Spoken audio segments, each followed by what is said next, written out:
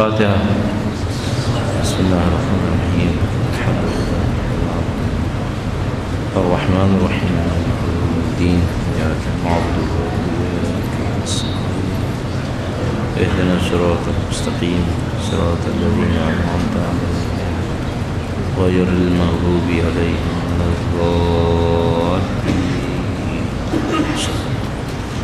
درود بجے محمد و آل محمد.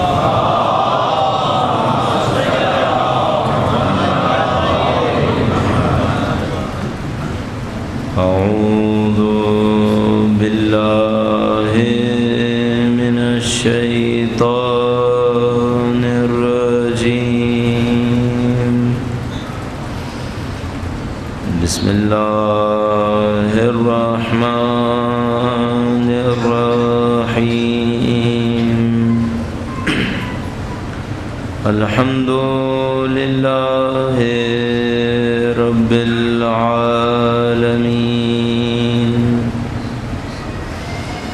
والصلاة والسلام على سید الانبیاء والمرسلین حبیب الہ العالمین ابی القاسم محمد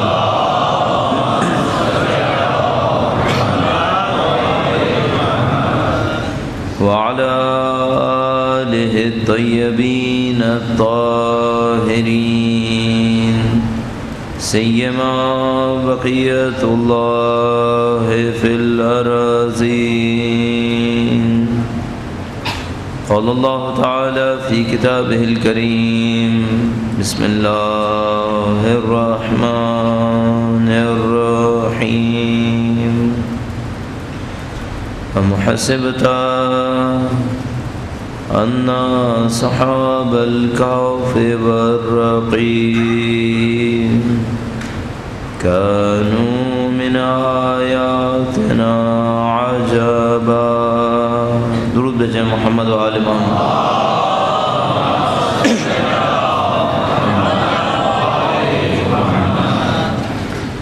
پروردگار عالم نے قرآن کریم میں بیان ارشاد فرمایا کہ اس نے اپنی اوصاف میں سے رحمت کو اپنے اوپر لکھ دیا ہے. فرماتے ہیں کتب علی نفسہ الرحمہ کہ اس نے اپنے اوپر اپنے نفس پر رحمت کو تحریر کر دیا. اور رحمت کو تحریر کر دینے کا مطلب یہ ہے کہ تمام اس کے اوصاف کے اندر رحمت ہمیشہ غالب رہے گی. وہ چاہتا تو بندوں کے ساتھ عدل بھی کر سکتا تھا، لیکن اس کا عدل اتنا شدید تھا کہ روئے زمین کے اوپر کوئی باقی نہ رہتا اگر وہ عدل فرماتا. لہذا اس نے رحمت کو تجویز کیا، اور اس رحمت کے تحت انسانوں اور خالق کے درمیان تمام تر رابطوں کے اوپر اثر پڑ گیا. اس کی رحمت کا تقاضا تھا کہ اس نے انسانوں کے لیے ہدایت کے لیے انبیاء کرام اور ائمہ اطہار علیہ السلام کو ارسال فرمایا. اسی کی رحمت تھی کہ اس نے ان تمام انبیاء کے اندر رحمت للعالمین محمد مصطفیٰ صلی اللہ علیہ وسلم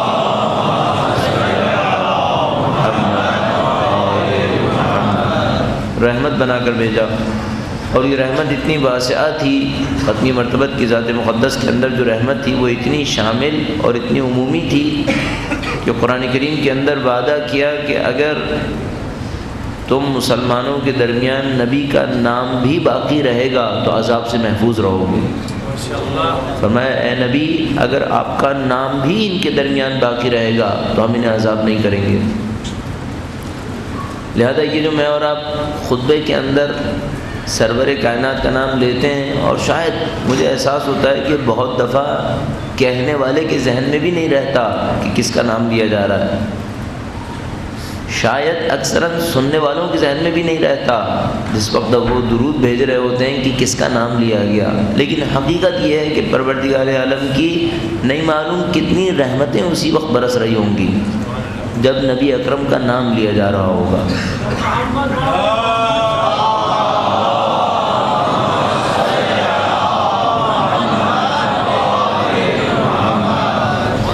بس اس کی رحمت تھی کہ اس نے ختمی مرتبت کے نام گرامی کو اتنا مقدس قرار دے دیا.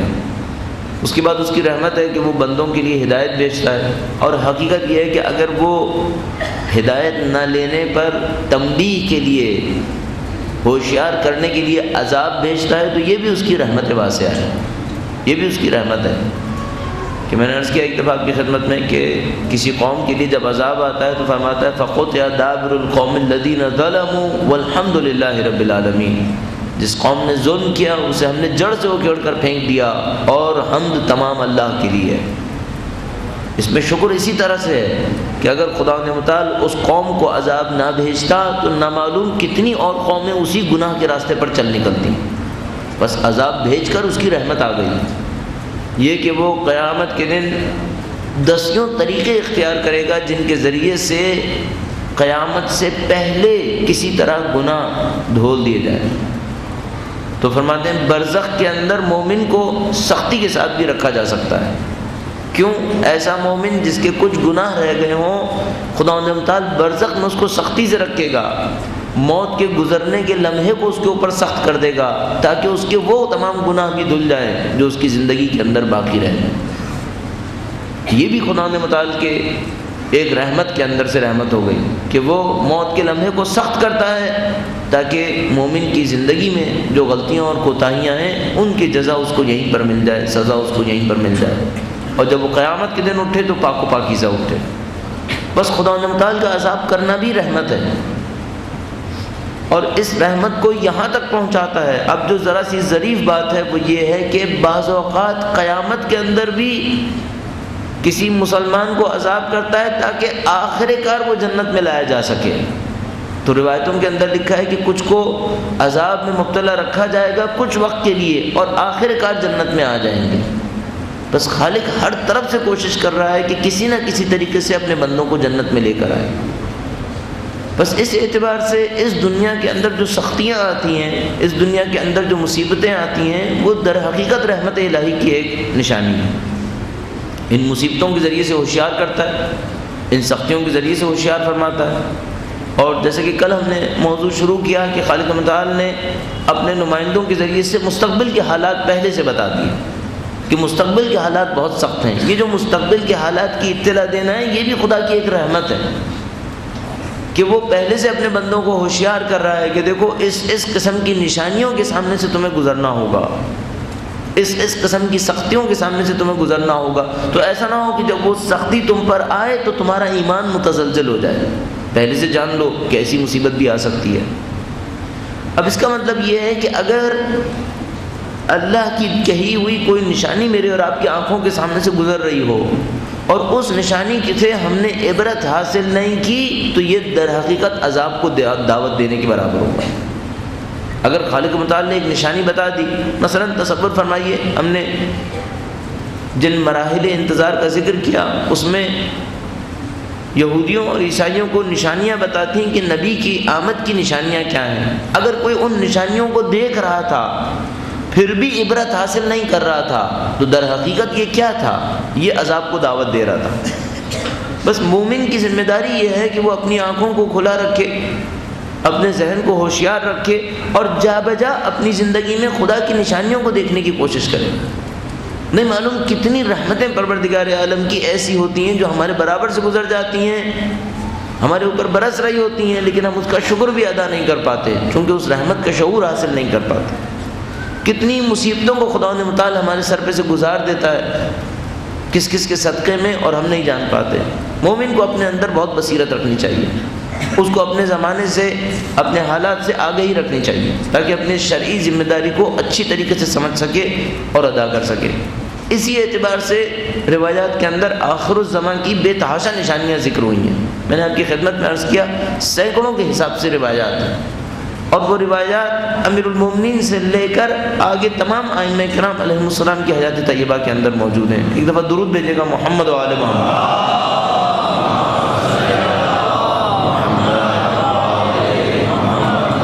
کل بیان یہاں تک پہنچا کہ یہ خرابیاں ایک دن میں ایجاد نہیں ہوتی، کبھی کوئی خرابی ایک دن میں نہیں آتی۔ ایک دفعہ ممکن ہے کہ ایسا ہو کہ کوئی ایک گناہ انسان ایسا انجام دے دے جس سے ایک لہجے میں گر جائے، لیکن معمولاً معاشرتی خرابیاں ایک دن میں نہیں آتی۔ انسان کی خرابی بھی زیادہ تر ایک دن میں نہیں آتی۔ یہ تو آخر الزمان کی روایتوں میں لکھا ہے کہ وہ زمانہ اتنا برا ہوگا گناہ اتنا سر عام ہو جائے گا کہ جیسے کہ کل آپ کی خدمت میں عرض کیا تھا، رات کو مومن سو رہا ہوگا، ایک رات کے گناہ میں کچھ ایسا گناہ کر گزرے گا نعوذ باللہ کہ صبح کو فاسق اٹھے گا. یہ آخر الزمان کی حالت میں ہے. ورنہ معمولاً انسان اتنی بری طریقے سے زوال کا شکار نہیں ہوتا. اچھا اب تصور کیجئے، اگر ایک انسان معمول کے مطابق عابد ہو، معمول کے مطابق مسلمان ہو، صاحب ایمان ہو، تو خرابی میں پہلی خرابی کہاں آتی ہے؟ پہلی مشکل کہاں پر آتی ہے؟ دو جگہ پہ ڈھونڈنا پڑے گی، ایک عمل میں، ایک عبادت میں. عمل میں کون سا ایسا عمل ہے جو سمجھ لیجئے یہ سٹارٹنگ پوائنٹ ہوتا ہے اس کی خرابی کا، اور عبادتوں میں کون سی ایسی کمی ہے جو عبادت کو خراب کرنے کا سٹارٹنگ پوائنٹ بن رہی ہوتی ہے. یعنی تصور کیجئے گا، عبادتوں میں کوئی خرابی بلا وجہ میں نہیں آئے گی. عبادت میں جب بھی خرابی آئے گی کسی عمل کی خرابی سے آئے گی. اب یہاں پر بھی روایات ہمارے پاس موجود ہیں، روایتوں نے تو ہر طرح کی ہدایت ہمیں دی ہوئی ہے. عبادتوں میں میں کیسے احساس کروں، کس جگہ پر میں ہوشیار ہو جاؤں کہ اب کوئی خرابی شروع ہو گئی. تو روایت میں اس طرح سے بیان ہوا کہ اول ما تفقدون من دینکم الخشوع، پہلی چیز جو تم اپنے دین میں سے ضائع کرو گے وہ خضوع و خشوع ہے تمہاری عبادتوں کے اندر. سمجھ لیجیے سٹارٹنگ پوائنٹ یہی ہے. ایک انسان کو سوچتے ہیں مومن ہے، صاحب ایمان، نماز پڑھتا ہے، خضوع و خشوع کے ساتھ پڑھتا ہے. خضوع و خشوع اس کا ختم ہونا شروع ہوا. جیسے ہی خضوع و خشوع ختم ہونا شروع ہو رہا ہے سمجھ جائے عمل کے اندر کوئی خرابی ہو چکی ہے. ورنہ خدا نے اتنی بڑی نعمت کیوں لے لی؟ اچھا مشکل یہ ہے، خضوع و خشوع ختم ہونے کا نقصان کیا ہوگا؟ جس کے دل سے عبادتوں میں خضوع اور خشوع ختم ہوگا، اس کے بعد اگلے مرحلے میں نماز کی اور عبادتوں کی لذت ختم ہو جائے گی. اب لذت نہیں ہے. لذت نہیں ہے کیا مطلب؟ یعنی نماز تو پڑھ رہا ہے، واجب ہے تو پڑھ رہا ہے، لیکن نماز سے عشق نہیں کر پا رہا. نماز کو روایتوں میں لکھا ہے تعانقها، گلے لگاتا ہے مومن. کہتے ہیں نماز کو گلے نہیں لگا پا رہا، نماز سے کوئی محبت ایجاد نہیں ہو پا رہی. یہ کس بات کی نشانی ہے؟ پیچھے عمل میں کوئی کمی ہو گئی ہے. اس کو اپنے عمل کے اندر کوئی نہ کوئی اصلاح کرنی پڑے گی. ورنہ خدا خضوع اور خشوع کیوں چھینے گا؟ وہ تو چاہتا ہے بندہ آئے، راز و نیاز کرے، گفتگو کرے. اب یہ جو مزہ نہیں آ رہا، نماز میں لذت نہیں آ رہی، اب اس کے بعد ایک اور مصیبت آئے گی. قرآن کریم نے ارشاد فرمایا وَإِنَّهَا لَكَبِيرَةٌ إِلَّا عَلَى الْخَاشِعِينَ، نماز تو صرف خشوع والوں کے لیے اچھی ہوتی ہے، اگر خضوع و خشوع نہ ہو پھر فرماتا ہے پھر بہت سخت ہے، پھر نماز نہیں پڑھ پائے گا. کچھ عرصے گزرے گا بغیر خضوع و خشوع کے نماز پڑھنے کی کوشش کرے گا. اس کو ہم اپنی اصطلاح میں کہتے ہیں ٹکریں مارے گا، سر مارتا رہے گا. بالآخر کسی نہ کسی طریقے سے نماز سے بدقسمتی کے ساتھ جان چھڑانے کی کوشش کرتا رہے گا. شروع میں، بیچ میں، آخر میں کہیں نہ کہیں کوشش کرے گا بھائی یہ تلوار لٹکی ہوئی ہے، کسی طرح سے اس سے جان چھڑاؤ. تو وہ کچھ عرصے تک بغیر خضوع و خشوع کے نماز کو اس طرح جان چھڑانے کے لیے پڑھتا رہے گا. اچھا اگر کنٹرول ہو گئی خرابی تو تھوڑا سا امپروومنٹ ہو جائے گی، نماز میں پھر مزہ آنا شروع ہو جائے گا. اور امپروومنٹ آئی، پھر نماز کی لذت دوبارہ واپس آ جائے گی، پھر نماز کے ساتھ عشق کرے گا، پھر نماز میں. اچھا اگر نہیں آئی تو کیا ہوا؟ پھر قرآن کہہ رہا ہے کبیرہ ہے یہ، پھر تو بہت مشکل ہے. کچھ عرصے تک تو ایسے ہی پڑے گا، اس کے بعد آہستہ آہستہ ختم کرنا شروع کرے گا.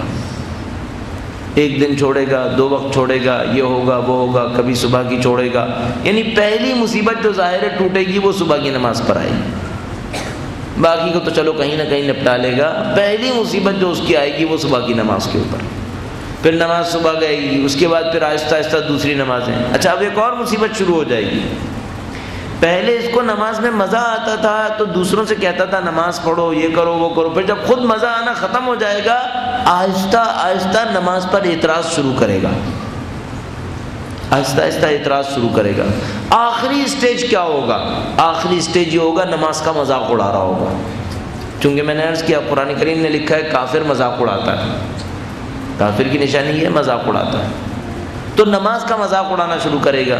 یہ جو ہمارے معاشرے کے اندر کچھ لوگ حب اہل بیت کے نام پر نماز کا مذاق اڑا رہے ہیں، یقین فرمائیے ایسے ایسے جملے بولتے ہیں، انسان سنتا ہے تو اندر سے لرز پڑتا ہے کہ اس کی اندر کی حالت بہت خراب ہو گئی ہے۔ اس کا مطلب باہر سے تو جو جملہ کہہ رہا ہے یہ تو کافر بھی بول دے گا، کوئی مسئلہ نہیں ہے، افسوس اس پر ہوتا ہے یہ بظاہر محب اہل بیت ہونے کا دعویٰ بھی کر رہا ہے، اندر سے اس کی حالت کتنی خراب ہونی چاہیے کہ یہ زبان سے یہ جملہ نکال رہا ہے۔ اچھا یہ تو عبادت کے اندر ہوا، عبادت کے اندر خرابی یہاں سے شروع ہوتی ہے۔ اول ما تفقدون من دینکم الخشوع، پہلی چیز جو تم اپنے دین میں سے چھوڑو گے وہ خضوع و خشوع ہے۔ فما یموت قلب المرء کما یموت بدنہ، اس طرح اس کا دل مر جائے گا جیسے بدن مر جاتا ہے۔ بدن مرتا ہے حرکت نہیں ہوتی، بدن مرتا ہے تو آنکھیں پہچان نہیں پاتی، دل بھی ایسے ہی مر جاتا ہے، کچھ سمجھ میں نہیں آتا، کچھ پرواہ نہیں کرتا، پھر اللہ کی نشانیوں کو دیکھتا ہے، گزر جاتا ہے، مذاق اڑاتا ہے۔ عمل میں کہاں سے خرابی شروع ہوگی؟ یہ تو عبادت میں ہے، عبادت میں جو خرابی آتی ہے وہ عمل سے آتی ہے، عمل میں خرابی کہاں سے شروع ہوگی؟ تو فرمایا پہلی چیز جو عمل میں سے ضائع ہوتی ہے وہ حیا ہے، شرم و حیا۔ پہلی چیز جو عمل کے اندر خرابی آتی ہے بے حیائی ہے۔ کہیں پر اچھا میں نے آپ کی خدمت میں تفصیل سے عرض کیا بے حیائی شیطان کا حربہ ہے، فحشا شیطان کا حربہ ہے۔ اس کا مطلب یہ اگر اس کے اندر بے حیائی آئی اس کا مطلب ہے شیطان کا پہلا مضبوط وار ہو گیا۔ اب اگر یہ بچ گیا، اپنی بے حیائی کو کنٹرول کر پایا تو بچ گیا، نہیں بچا تو بس پھر بے حیائی کے بعد جو دوسری چیز زائل کرے گا وہ امانت ہے۔ روایتوں میں لکھی بھی ساری سیکوینس، ہم نے نہیں بول رہی، یہ روایتوں میں لکھا ہوا ہے۔ فرمایا پہلی چیزیں جو انسان زائل کرتا ہے وہ حیا ہے اور اس کے ساتھ امانت ہے۔ امانت کیا ہے؟ چھوٹی موٹی خیانتیں شروع کر دے گا، تھوڑی تھوڑی خیانتیں۔ تھوڑی سی خیانت کیا ہے؟ اب آپ اپنی زندگی کے اندر جانتے ہیں کس طریقے سے خیانتیں ہو جاتی ہیں۔ شروع میں ایسی خیانت کرے گا جو کہے گا یہ تو کوئی بہت تھوڑا سا معاملہ ہے، اتنا کوئی مشکل نہیں ہے، یہ اس پہ اتنا چل ٹھیک ہے، اتنا ہو جائے گا۔ پھر بعد میں یہی بے حیائی اور یہی عدم امانت جس کو ہم خیانت کہیں گے یہ بڑھتی چلی جائے گی۔ پھر آخر میں کیا ہوگا؟ پہلے یہ ایک آدمی کے مقابلے میں بے حیا تھا، اب خدا کے مقابلے میں بے حیائی دکھائے گا۔ پہلے یہ انسانوں کی امانت میں خیانت کر رہا تھا، اب اللہ کی دی ہوئی امانت میں خیانت کرے گا، نعوذ باللہ۔ اس جگہ کے اوپر پھر دروازے بند ہونا شروع ہو جائیں گے، عبادتیں اس کی ختم ہو چکی ہوں گی، دروازے بند ہو رہے ہوں گے۔ ایسی ایک مصیبت سے بچنے کے لیے ہم کہیں گے جیسے ہی پہلے دن خشوع میں کوئی کمی آ رہی ہے اسی وقت گرفت کریں، اسی وقت پیچھے دن میں پلٹ کے دیکھیں، دن میں کوئی غلطی ہوئی ہے، کسی مومن کا دل دکھا دیا۔ اب صاحب ایمان جس درجے پر فائز ہے کہ لذتیں لے رہا تھا نماز کے اندر، یہ جو خشوع میں کمی ہوئی، پہلے دن تو وہ جا کر کوئی گناہ کبیرہ بھی شاید نہیں کرے گا، پہلے دن جو خشوع کم ہوا ہے وہ کسی چھوٹے سے گناہ سے کم ہوا ہوگا، اس کو جا کے دیکھنا پڑے گا یہ پہلی مشکل کہاں سے آئی ہے۔ اور یقین فرمائیے اس کے اوپر اہمیت دیجئے تب آپ کو سمجھ میں آ جائے گی۔ یقیناً آپ میں سے بہت سارے لوگ جانتے ہیں اسے، وہ یہ کہ اگر آپ کی زندگی کے اندر احساس ہوتا ہے خضوع و خشوع کچھ کم ہو رہا ہے، فوراً پلٹ کر جائیے، دیکھیے پچھلے دن کیا غلطی ہوئی ہے، کوئی غلطی ہوئی ہے، ورنہ خدا اپنی دی ہوئی نعمتیں واپس نہیں لیتا، ہم نے کوئی غلط کام کر دیا ہے۔ یہی ساری غلطیاں بڑھتی رہتی ہیں، وہ معاشرہ بن جاتا ہے جو آخر الزماں کا معاشرہ ہے، برباد معاشرہ، کوئی چیز باقی نہیں رہے گی، اس بری طریقے سے خراب ہو جائے گا کہ صاحبان ایمان ختم ہوتے چلے جائیں گے۔ ایک روایت میں عرض بتاتے ہیں اس طریقے سے، کہا کہ دیکھو تم لوگ برائی کی سمت چل نکلو گے، کہا تم لوگ برائی کی سمت چل نکلو گے اور تم لوگ، دو جملے استعمال ہوئے بڑے عجیب، لکھا ہے ایک دوسرے کے منہ پر تھوک پھینکو گے، ایک دوسرے کو جھوٹا مکار بولو گے، تمہارے اندر برائی اتنی بڑھ جائے گی، ایک دوسرے کے منہ پر تھوک پھینکو گے، ایک دوسرے کو جھوٹا مکار بولو گے۔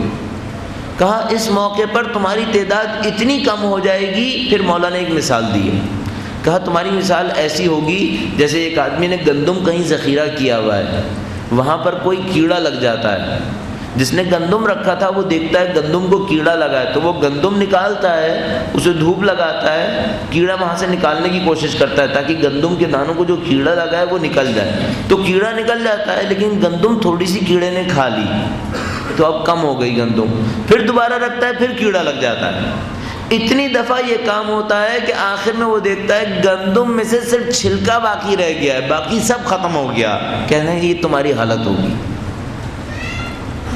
تم لوگوں میں سے روایت میں لکھا ہے تم میں سے بہت کم باقی رہ جائیں گے، ان کو فتنہ نقصان نہیں پہنچائے گا۔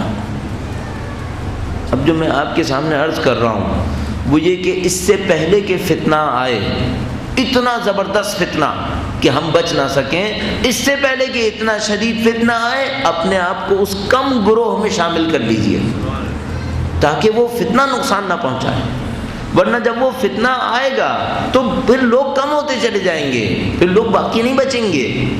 ابھی بھی نہیں معلوم کتنے تو ختم ہو چکے، آپ جانتے ہیں یہ دنیا میں کیا ہو رہا ہے، نہیں معلوم کتنے لوگ تباہی کے راستے پر جا چکے ہیں، جو مختصر رہ گئے ہیں ان کو سمیٹیں کسی طریقے سے، اب ان میں ہم نے اور کتنا کم ہونا ہے۔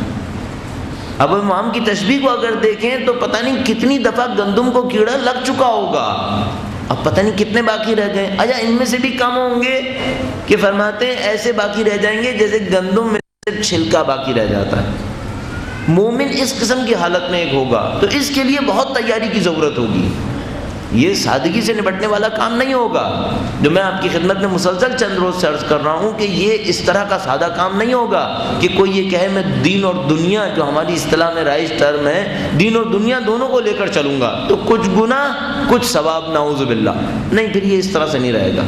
پولرائزیشن ہو جائے گی، پولرائزیشن کا مطلب یہ قطب بن جائیں گے، یا آپ صحیح پر ہیں یا آپ غلط پر ہیں، اگر آپ صحیح پر ہیں تو بہت صحیح ہیں، اور اگر آپ غلط پر ہیں نعوذ باللہ پھر بہت غلط ہے۔ اس قسم کی ایک کیفیت مجھے معاشرے کے اندر نظر آتی ہے۔ چند روایتیں میں نے آپ کی خدمت میں عرض کی تھیں، انالیٹیکل کام ہو چکا، جتنا مجھے انالیسس کرنا تھا وہ میں کر چکا ہوں، اب میں کوشش میری یہ ہوگی کہ چند دنوں میں ہم ان روایتوں پہ توجہ دیں۔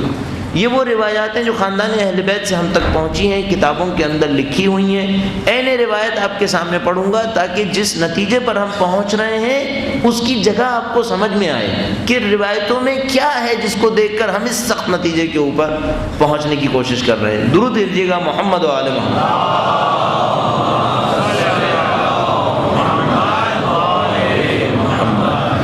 یہ بات عرض کرتا چلوں کہ میں 3 محور کے اوپر چاہوں گا اگلے جو بھی دن باقی رہ گئے، جو بھی وقت ہمارا باقی ہے، ان میں 3 محور پہ کام کیا جائے۔ پہلی بات تو یہ کہ معاشرے میں برائی کہاں تک جائے گی، کیونکہ ہر دور میں انسان سوچتا ہوگا شاید اس سے زیادہ نہیں جائے گی، شاید اس پہ رکنا ہے، یہی آخری ہے، تو پتہ چلتا ہے آخری نہیں ہے، اس کے بعد اور برائی آ گئی۔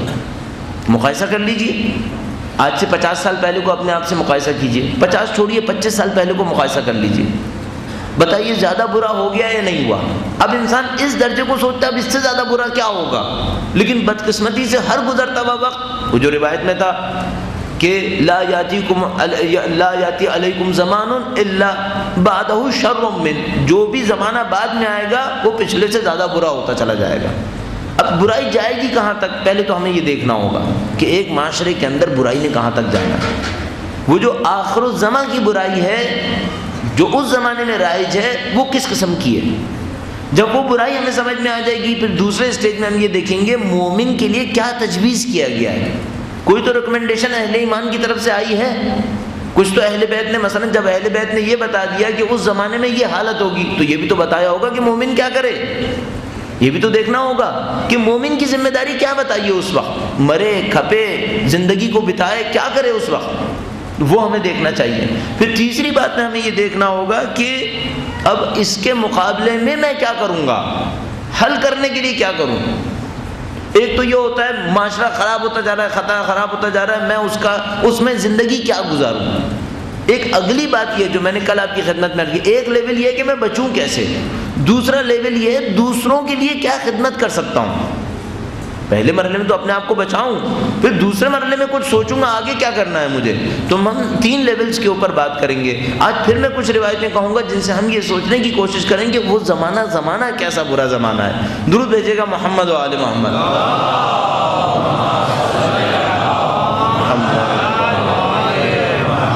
اب یہاں پر ایک اعتراف کرنا پڑے گا اپنی کہیے ناکامی کا یا عجز کا، وہ یہ ہے کہ اس زمانے کے جنسی تعلقات پر جو کچھ روایات میں لکھا ہے وہ ہم یہاں بیٹھ کے نہیں بول سکتے، ہم نہیں بول سکتے۔ اتنا برا ہے کہ آدمی سوچتا ہے کہیں بولیں تو یہ اور برائی کو فروغ دینا نہ بن جائے۔ اس حد تک ہم جنس پرستی پر لکھا ہے، مردوں مردوں کے تعلقات، عورتوں عورتوں کے تعلقات، کے سمجھ میں نہیں آتا. یعنی آدمی کیا بولے اس میں سے. بدقسمتی یہ ہے کہ جب آنکھ اٹھا کر دنیا کو دیکھتے ہیں تو دیکھتے ہیں ہو گیا.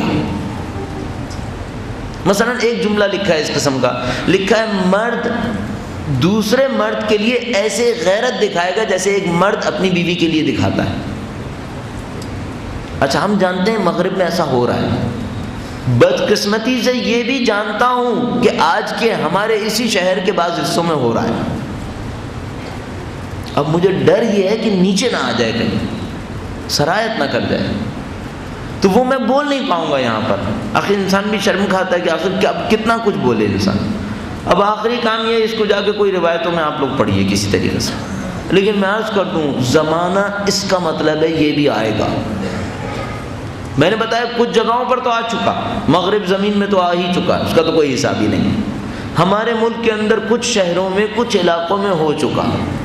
اب ڈر یہ ہے کہ جس طرح ساری برائیاں اوپر سے نیچے آتی ہیں، یہ پتہ نہیں ہماری کلاس کو نہ پہنچ جائے گا. اس خاطر مضبوطی کے ساتھ اپنے آپ کو جمانے کی کوشش کر لیجیے، ورنہ یقین فرمائیے بہت وقت نہیں لگے گا. میں ابھی تھوڑا دیکھیں ہماری فیلڈ ہے سوشل سائنسز، ہم نے پولیٹیکل سائنسز میں اپنی اسٹڈیز کی ہیں، اسلامیات پہ تو کی ہیں جو کچھ قوم میں کیا ہے. سوشل سائنسز میں ہمیں یہ پتہ ہے کہ سوسائٹی کا پیٹرن کہاں سے کہاں موو کر رہا ہوتا ہے. پیٹرن بنتا کیسے ہے، برائی کہاں سے آتی ہے، اچھائی کہاں سے آتی ہے. سوشل سائنسز کے پیٹرن کے حساب سے، اب خدا میں مجھے غلط کروا دے، یہ جو کچھ حالت اس وقت اوپر ہو رہی ہے، یہ 5 سے 10 سال میں نیچے آ جائے گی. اس وقت اگر یہ بیچ والے نہ ہلے تو 5 سے 10 سال میں نیچے آ جائے گی. یہ میں تھوڑا بہت جو سوشل سائنسز جانتا ہوں اس کو جان کے آپ سے عرض کر رہا ہوں. ایک نسل 30 سال لگتی ہے، ایک پوری نسل چینج ہونے میں 30 سال لگتی ہے. اکیڈمکس میں 15 سال بچے نے گزارنا ہوتا ہے. اکیڈمکس میں جو لوگ اس وقت ماہر ہیں وہ اس کلچر کو فروغ دے رہے ہیں.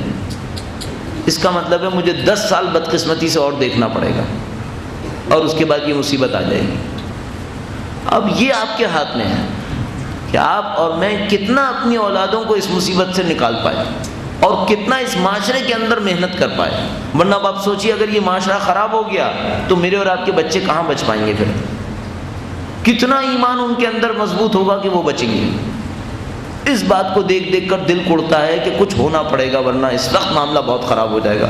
تو وہ جو جنسی گمراہی کے اوپر ہے اس کو ہم یہاں بیان نہیں کر پائیں گے. ہم نے عرض کر دیا یہ عالم روایتوں کے اندر لکھا ہوا ہے، اس کو دیکھ کر تو انسان مثلا جو کچھ لکھا ہوا ہے اس میں کچھ ایک آدھ جملہ میں نے آپ کی خدمت میں عرض کیا، کہا کوئی رات کا انتظار نہیں کرے گا، کوئی تنہائی کا انتظار نہیں کرے گا. ہم جانتے ہیں مغرب زمین میں ہو چکا ہے، یہ ان علاقوں میں تو ہو چکا ہے، یہاں پر بعض جگہ ہو گیا ہے. اب پھر وہی بدقسمتی ہے. اب افسوس ہوتا ہے کہ یہ حیوانیت پھیلتی جا رہی ہے اور کوئی روکنے والا نہیں ہے. اور بدقسمتی یہ ہے کہ اس حیوانیت کو پھیلانے کے آلہ کار ہمارے گھروں کے اندر موجود ہیں.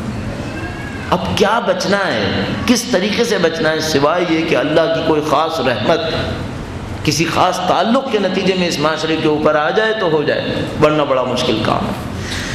اس سے آگے بڑھیے تو اب اس زمانے کے معاشرے کے اندر کلاسز ہوتی ہیں. ایک وہ جس کو ہم لوگ ہمارے یہاں مثال کے طور پر سپیریئر کلاس کہتے ہیں. اس علاقے کی اس زمانے کی سپیریئر کلاس کیسی ہے، اس زمانے کی اب وہ سمجھ لیجیے جو 20% اوپر والے ہوتے ہیں وہ کیا ہیں. یہ روایت دیکھیے گا.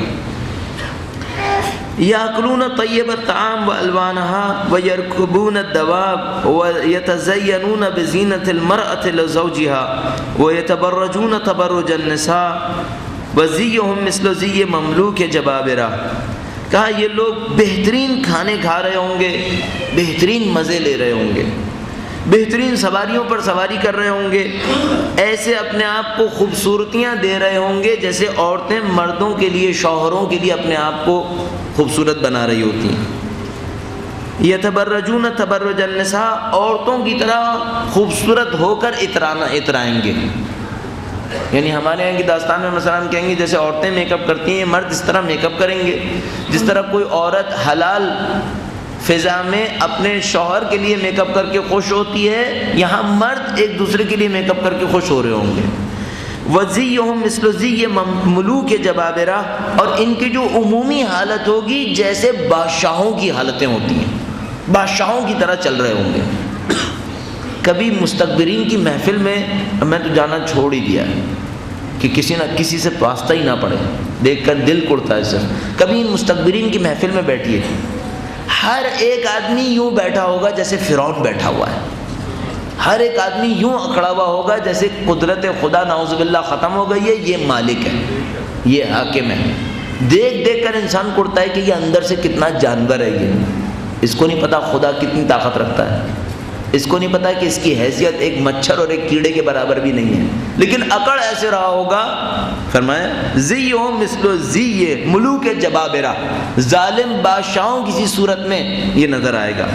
اس کے بعد سنیے، ہم منافقو هذه الامہ فی آخر الزمان، یہ آخر الزمان میں اس امت کے منافق ہوں گے۔ شارب القہوات، یہ شراب پینے والے ہوں گے، لائبون کے بالکعاب، جوا کھیلنے والے، راکبون للشہوات، شہوتوں کے اوپر سوار ہو جانے والے، تارکون للجماعات، مسلمانوں کے گروہوں سے جماعتوں کو ترک کرنے والے، راقدون عن الاتمات، عبادت کے وقت سو جانے والے، مفرعون بالغدوات، صبح کی نماز کے وقت خاص کر سستی کرنے والے۔ کیا بچا؟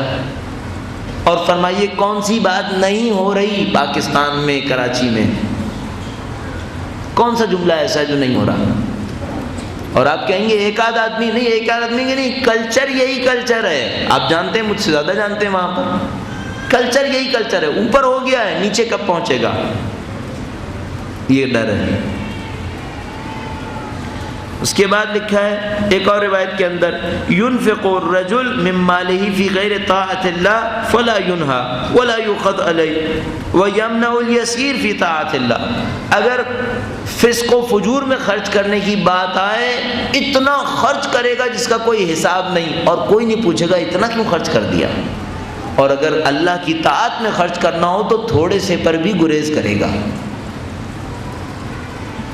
مجھے بتائیے کیا ہو رہا ہے؟ اب اینن دیکھ لیجیے جملے میں کوئی یعنی کوئی ایسی چیز ہے جو نہیں ہو رہی ہے۔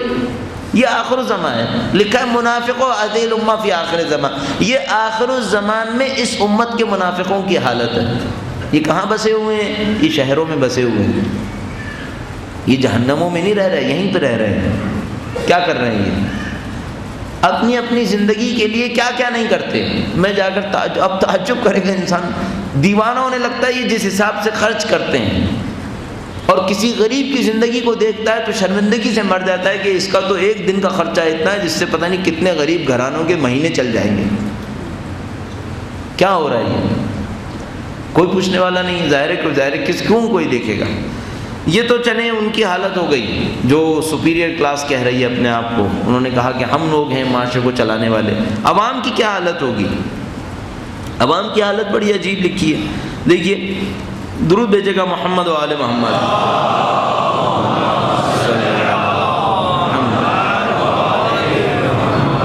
اچھا، ان میں جملوں میں، روایتوں کے جملے میں بعض اوقات اس طرح سے لکھا ہوتا ہے ایک وقت آئے گا۔ جب یہ لکھا ہو نا ایک وقت آئے گا تو ہمیں پتہ نہیں ہوتا کہ یہ آخری وقت سے کتنا پہلے کی بات ہو رہی ہے۔ ایک وقت آئے گا، ممکن ہے آخر الزمان سے 100 سال پہلے کی بات ہو۔ پھر کہیں لکھا ہوتا ہے یکونو فی آخر الزمان، آخر زمان میں ایسا ہوگا، تو ہم سمجھ جاتے ہیں کہ اب یہ اس کا مطلب ہے ظہور امام سے بہت پہلے کی باتیں ہو رہی ہیں، بالکل نزدیک کی کئی باتیں ہو رہی ہیں۔ ایک دفعہ لکھا ہوتا ہے اس وقت یہ ہوگا، اس کا مطلب ہے یہ بالکل متصل ہے، اس کا مطلب ہے یہ ظہور سے بالکل لگی ہوئی کی بات ہے۔ اب یہ آیت الساعۃ پہ شروع ہو رہی ہے، اس وقت یہ ہوگا، اس کا مطلب ہے اب یہ بالکل لگے ہوئے کی بات ہے، یہ بالکل ٹائم نزدیک آ گیا ہے۔ لکھا ہے الساعہ، اس وقت میں، تکونو عند خبث الامراء مداہنۃ الفقراء و نفاق العلماء، اس وقت میں امراء، حکام سب کے سب خبیث ہوں گے، باطن میں پست ہوں گے، باطن کے اندر پست ہوں گے۔ اچھا، یہاں پہ باطن کا معاملہ کیا، ظاہر میں بھی پست ہے، ظاہر میں بھی پست ہیں، باطن میں بھی پست ہیں۔ وَمُدَاهِنَةِ الْفُقَرَاءِ، فقراء بے حیا ہوں گے۔ اگلی سلسلہ وَالنِّفَاقِ الْعُلَمَاء، علماء منافق ہو جائیں گے۔ اس وقت، اس کا مطلب یہ چند سالوں کی باتیں ہو رہی ہیں یہ۔ اب مجھے بتائیے ان میں سے کون سی چیز نہیں ہوئی ہے؟ کون سی چیز نہیں ہوئی ہے؟ وَإِذَا صَدَقَتْ أُمَّتِي النُّجُومُ وَكَذَبَتْ بِالْقَدْرِ، میری امت، رسول خدا اس طرح ارشاد فرما رہے ہیں۔ اچھا انسان سوچتا ہے اس موقع پہ رسول اللہ کے دل پہ کیا گزر رہی ہوگی؟ اس وقت کہنا پڑ رہا ہے میری امت، کیا دل پہ گزر رہی ہوگی کہ میری امت کہاں پہنچ گئی؟ وَصَدَقَتْ أُمَّتِي وَإِذَا صَدَقَتْ أُمَّتِي النُّجُومُ وَكَذَبَتْ بِالْقَدْرِ، میری امت نجومیوں کی بات کو سچا سمجھے گی، اللہ کی قضا و قدر کا انکار کر دے گی۔ وَذَلِكَ حِينَ يَتَّخِذُونَ الْكِذْبَ طَرَفًا، اور یہ اس وقت ہوگا جب جھوٹ کو مہارت سمجھیں گے۔ آج کتنے پیشے ایسے ہیں جن میں مہارت یہی ہے؟ پیشوں کا نام لے لیجئے، آپ کے سامنے ہے۔ کتنے پیشے ایسے چاہیے جس کے اندر مہارت یہی ہے، جھوٹ کتنا اچھا بولتا ہے۔ وَالْأَمَانَةَ مُغْنِمًا، امانت کو غنیمت سمجھیں گے، کسی نے رکھوا دیا دے دیا بس اب بھول جائے، اب کچھ نہیں ملنا۔ وَالزَّكَاةَ مُغْرِمًا، پیسہ اللہ کی راہ میں نکالنے کو اپنے لیے لاس سمجھیں گے۔ ہم لوگ کیا کر رہے ہیں؟ ہم لوگ کہتے ہیں چینل ایسا ہو خمس کا جس ہاتھ جائے گھوم کر دوبارہ واپس آئے۔ نہیں ہو رہا۔ کون نہیں جانتا کہ ہو رہا ہے؟ اچھا یہ کیوں ہو رہا ہے؟ کیونکہ ہم نے خمس کو نقصان سمجھا، کہیں جائے کیوں، خمس نہیں دینا چاہتے۔ کہا ٹھیک ہے یہ کرو گے پھر یہ ہوگا۔ وَالزَّكَاةَ مُغْرِمًا، زکوٰۃ کو نقصان سمجھا۔ وَالْفَاحِشَةَ إِبَاحَةً، فاحش کو، فحشا کو مباح سمجھ لیا۔ اب دیکھیے مثلا وہی تصویر جو آج ہمارے معاشرے کے اندر ایک شریف خاندان اپنی اولاد کے ساتھ بیٹھ کر دیکھتا ہے، اگر رسول اللہ کے زمانے میں دکھائی جا رہی ہوتی، وہی تصویر، بالکل وہی تصویر جو اس وقت ایک شریف خاندان بیوی بچوں کے ساتھ بیٹھ کر دیکھ لیتا ہے، وہ رسول اللہ کے زمانے میں دکھائی جاتی تو اس کو کیا کہتے ہیں؟ فاحشہ۔ اب کیا کہتے ہیں؟ مباح ہے۔ روایت آپ کے سامنے ہے، اسی لیے میں لکھ کے لیا کہ آپ دیکھیے کہ ہو کیا رہا ہے۔ یہ دیکھیے مجھے سمجھ میں نہیں آ رہا ہم لوگ خاموش کیوں ہیں؟ کیوں نظر نہیں آ رہا کہ یہ ہو گیا ہمارے ساتھ؟ یہ الساعہ ہے، یہ وہ وقت ہے، اس کا مطلب ہے بہت نزدیک ہے، اس کا مطلب ہے بہت نزدیک آ گیا ٹائم، یہ ہو گیا ہے۔ ان میں سے کوئی چیز ایسی نہیں ہے جو نہیں ہوئی۔ اچھا مثلا ایک دفعہ ہوتا ہے 100 میں سے ایک آدمی نے کیے، نہیں بھائی 100 میں سے 90 کر چکے ہیں یہ سب کچھ۔ کہاں کی بات ہو رہی ہے یہ؟ وَالْفَاحِشَةَ إِبَاحَةً وَالْعِبَادَةَ تَكَبُّرًا وَاسْتِطَالَةً عَلَى النَّاسِ، عبادت کرے گا تو لوگوں پر تکبر اور منت بتانے کے لیے۔ مثلا عبادت کرے گا تو لوگوں سے کہے گا ہم ہیں عبادت گزار، ہم یہ کرتے ہیں، یوں سمجھے گا اب لوگ میرا احترام کریں، کیوں؟ کیونکہ میں عبادت گزار ہوں۔ لوگ خود کریں علیحدہ معاملہ ہے، یہ مانگے گا اپنی عبادت کے صلے میں، عبادت بھی اس لیے ہوگی۔ سمجھ میں آئے گا، کہیں سے نورانیت بھی نہیں نظر آئے گی۔ اب اپنی تاریکی میں گھومتے چلے جائیں گے، کچھ سمجھ میں نہیں پائیں گے حق پہ جا رہے ہیں یا باطل پہ جا رہے ہیں۔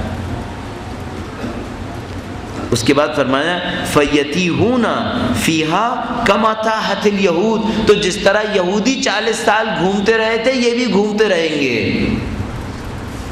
صبح سے شام ہو جائے، یہودی کیسے گھومتے تھے بنی اسرائیل؟ صبح سے شام ہو جاتی تھی، صبح کو جس پوائنٹ سے شروع کرتے تھے رات کو دیکھتے تھے وہیں پہ کھڑے ہیں۔ ہمارے ساتھ بھی یہی ہوگا، ہم ادارے بنائیں گے، مسجدیں بنائیں گے، امام بارگاہ بنائیں گے کہ دینداری پھیلے گی، ایک کے 40 بنا لیں گے، آخر میں دیکھیں گے دینداری میں وہیں کھڑے ہیں جہاں 40 سال پہلے تھے، اگر خوش نصیب ہوئے، ورنہ پیچھے جا چکے ہوں گے۔ دیکھ لیجیے جملہ یہ لکھا ہے فَيَتِيهُونَ فِيهَا كَمَا تَاهَتِ الْيَهُودُ، اسی طرح گھومتے رہیں گے بے مقصد جیسے یہودی بے مقصد گھومتے رہے تھے۔ اب ایک اور روایت اسی سلسلے میں، دو اور روایتیں عرض کرنا چاہوں گا، آپ تھوڑا سا وقت میں لیجیے گا۔ درود بھیجیں محمد و آل محمد۔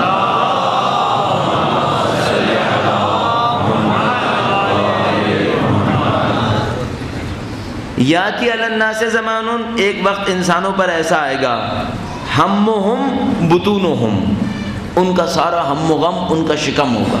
کیا مطلب؟ مادہ پرستی، مادے کے اوپر سوچیں گے.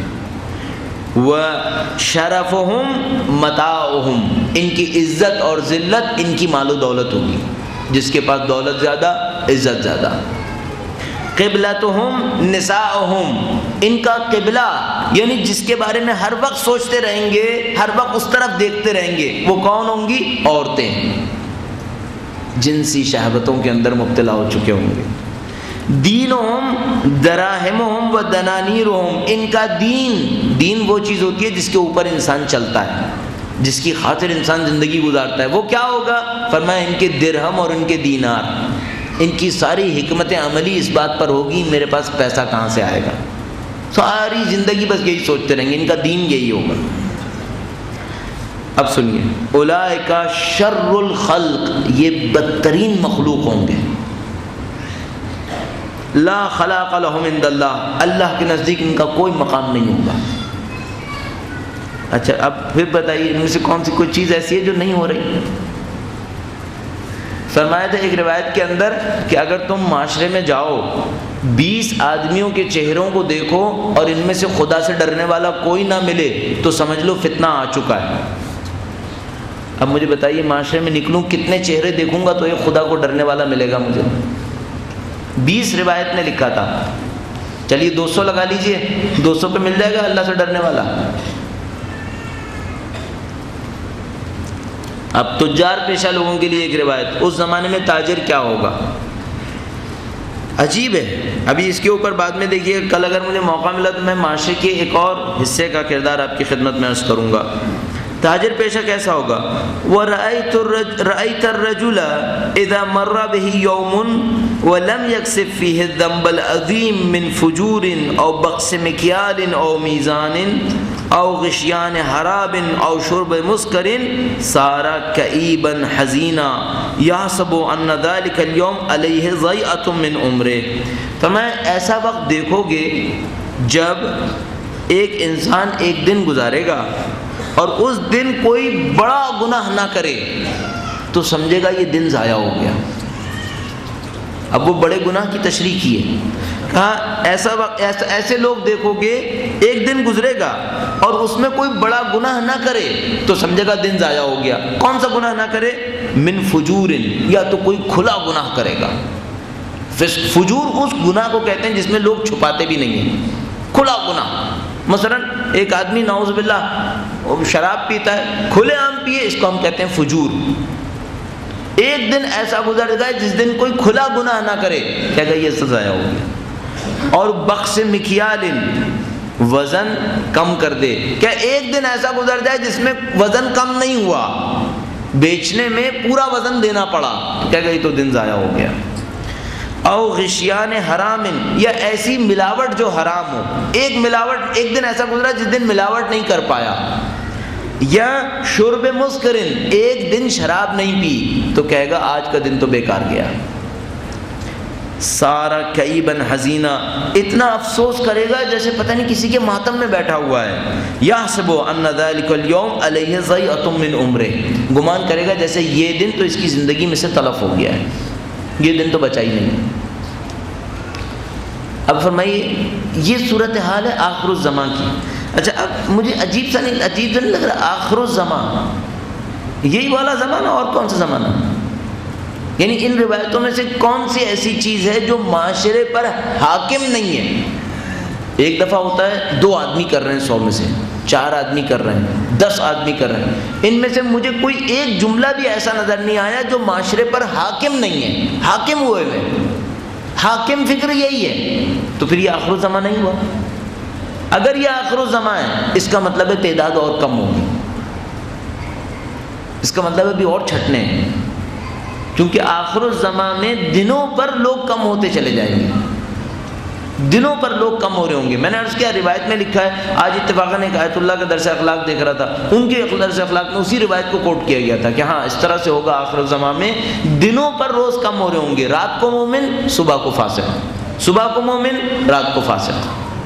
ہر دن اور رات پر مومن کم ہوتے چلے جائیں گے۔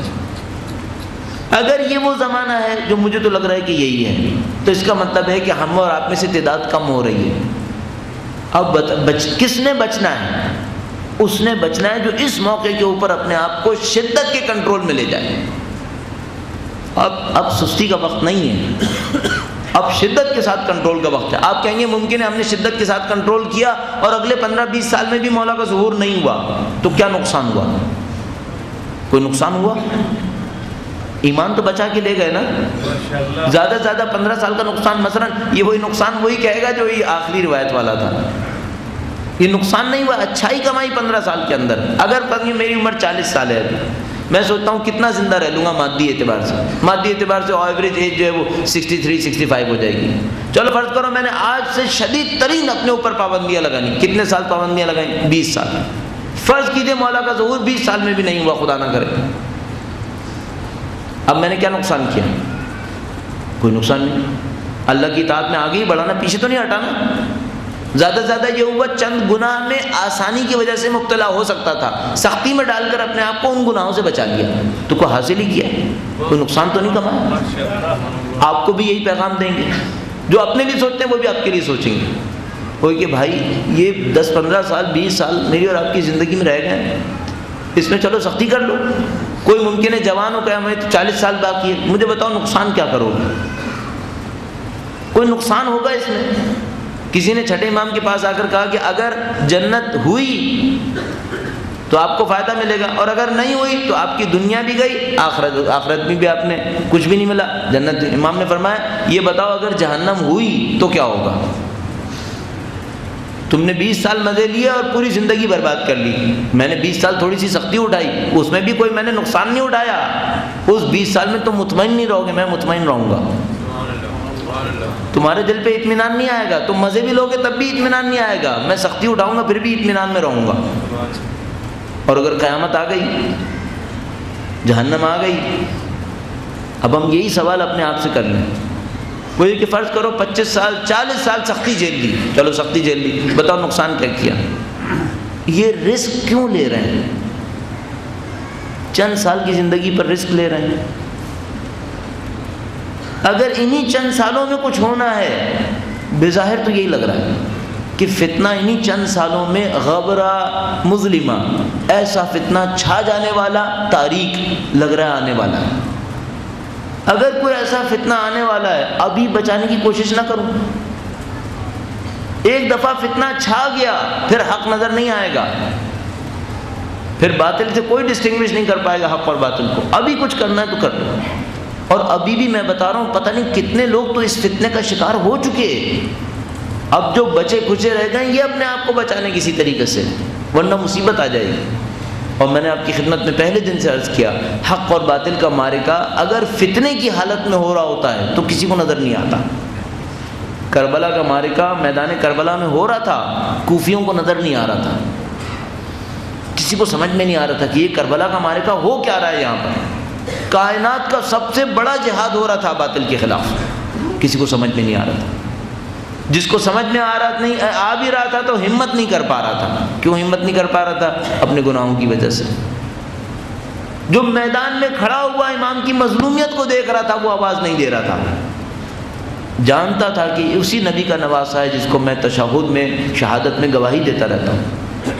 سب جانتے تھے، کوئی چیز چھپی بھی نہیں تھی، اور سید الشہداء نے تو ساری حجتیں پوری کر دی تھی۔ سید الشہداء نے اسی لیے بہت سارے کام کربلا کے میدان میں ایسے کیے تھے، کوئی یہ نہ کہے مولا میں نے قرآن نہیں پڑھا تھا، مثلا کوئی یہ نہ کہے مولا میں تو صحابی رسول نہیں تھا۔ انہوں نے فرمایا ٹھیک ہے تم صحابی رسول نہ ہو، شاید تم میں سے کوئی ایسا ہو جو کہ میں نے قرآن نہیں پڑھا تھا۔ یہ بتاؤ انسانیت سمجھتے ہو؟ انسانیت جانتے ہو کیا ہوتی ہے؟ اگر انسانیت جانتے ہو، عاشور کے دن فرمایا اے دشمنوں تم جو میری جان لینے کے در پہ ہوئے ہو، تم جو میرے گھر کو تباہ کرنے آئے ہو، یہ بتاؤ میں نے تمہارا کوئی آدمی مارا ہے کیا؟ اب سید الشہداء کیا کہتے کہ جب تمہارا لشکر 1000 کا چھوٹا سا تھا، میرے اصحاب نے کہا تھا ان پر حملہ کر دے مولا ہم پانی تک پہنچ جائیں گے، تو میں نے کہا تھا میں شمشیر پہلے نہیں اٹھاؤں گا۔ سید الشہداء کہہ سکتے تھے. سید الشہداء نے کہا یہ بتاؤ میں نے تمہارا کوئی آدمی مارا ہے؟ پھر ایک موقع پر عجیب طرح سے فرمایا, کہنے کہ میں نے تمہارا کوئی مال چھینا ہے تم سے؟ یعنی فرمانے میں نے تو تمہاری دنیا میں بھی تم کو کوئی نقصان نہیں پہنچایا, تو تم میری اولاد کے پیچھے کیوں پڑ گئے ہو؟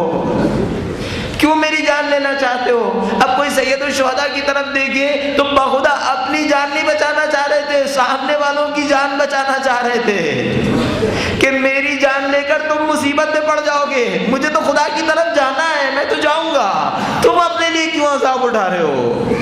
تو مولا دشمنوں کو بھی نجات دلانا چاہ رہے تھے. بنی اسد جب آخری دفعہ آئے اور بنی اسد نے کہا کہ ہم آپ کی نصرت اس طرح نہیں کر پائیں گے جس طرح آپ کہہ رہے ہیں, تو مولا نے کہا دیکھو پھر ایسا کرو, اتنی دور چلے جاؤ, جب میں کہوں حل من ناصر ینصرنا تمہارے کان میں آواز نہیں آنی چاہیے. اگر تمہارے کان میں میری آواز گئی اور تم نے میری ندا کو لبیک نہیں کہا تو پھر تمہیں خدا بہت شدید عذاب کرے گا. بنی اسد بچ گئے اسی وجہ سے. اب میدان کربلا کے اندر آئیے, سید الشہداء نے انسانیت کی آخری آواز دی, حل من ناصر ینصرنا. مولا کہہ رہے ہیں تم نے قرآن نہیں پڑھا تو نہ پڑھا ہو, تمہیں قیامت کا خوف نہیں ہے تو نہ ہو, یہ بتاؤ ایک آدمی کی اولاد خطرے میں ہے, اس کو مدد کیوں نہیں کرتے ہو؟ ایک غیرت دار کی خواتین خطرے میں ہیں, ان کی نصرت کیوں نہیں کرتے ہو؟ اب اس کے بعد ایک آخری حجت پوری کرنی تھی, بچے کو اٹھا کر لے آئے, کہا اے انسانوں یہ بتاؤ تم انسان ہو, تمہارے سینوں کے اندر انسان کا دل ہے, تو یہ بتاؤ ان 6 ماہ کے بچے کا کیا گناہ ہے, اسے کس بات کی سزا دے رہے ہو؟ اب بچے کو ہاتھ پر اٹھایا, ارے اگر مجھ پر رحم نہیں کرتے فرحموا ھذا الطفل الصغیر, اس چیر خار بچے پر تو رحم کرو. اب اس عمر ابن سعد نے دیکھا فوج کے اوپر کوہرام بپا ہے, لوگ منہ بھیر بھیر کر رو رہے ہیں. حرملہ سے کہتا ہے اقطع کلام الحسین, حسین کی آواز کو کاٹ دے. اب حرملہ کا تیر چڑھا, اب ایک وار ہوا اور آسمانوں میں کوہرام بپا ہو گیا. سب چلانے لگے اے خدایا تیری بارگاہ میں 6 ماہ کے بچوں کی قربانیوں کا ذکر رہی ہے, تو بڑوں کی قربانی لیتا ہے پروردگار, یہاں 6 ماہ کا بچہ قربان ہونے والا ہے. اب پروردگار فرمائے گا یہ ذبح عظیم ہے, یہ میرا حسین ہے, نوح کے زمانے سے گریہ کروایا ہے, ختمی مرتبت نے گریہ کیا ہے, یہ حسین ہے جو قربانی دے رہا ہے. وَسَيَعْلَمُ الَّذِينَ ظَلَمُوا أَيَّ مُنْقَلِبٍ يَنْقَلِبُونَ. اے پاک پروردگار تجھے واسطہ محمد و آل محمد کا اس قلیل سی عبادت کو قبول فرما. اے پاک پروردگار تجھے واسطہ محمد و آل محمد کا اس کٹن وقت میں پاک پروردگار بحق محمد و آل محمد ہم سب کی ہدایت فرما. اے پاک پروردگار اس زمانے کے فتنوں سے بچنے کی توفیق عنایت فرما. اے پاک پروردگار تجھے واسطہ محمد و آل محمد قرآن و اہل بیت کی ہدایت میں ہماری زندگیوں کو کامرانی اور سعادت سے ہمکنار فرما. اے پاک پروردگار تجھے واسطہ محمد و آل محمد کا سید و سردار مولا اور آقا امام آخر الزمان کے ظہور میں تعجیل فرما. ہمیں ان کے آوان و انصار میں شامل فرما. ماتم حسین.